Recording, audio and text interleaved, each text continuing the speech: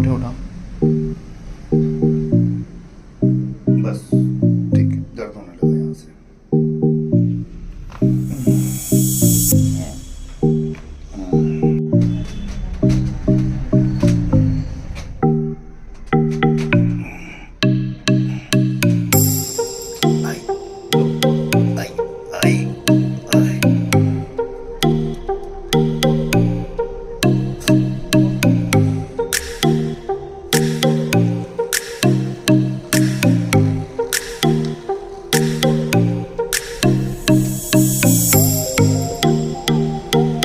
संतोषजनक मतलब है, और मुझे बहुत अच्छा फीलिंग हुआ। मतलब क्या नाम है आपका? मेरा नाम कमल सिंह है। कहाँ से आए हैं आप?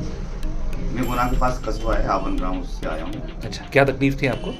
मेरे शोल्डर का पेन था मतलब। अभी फर्स्ट सेशन लिया आपने यहाँ पे? फर्स्ट सेशन में मुझे काफ़ी रिलीफ मिला। ठीक है, धन्यवाद।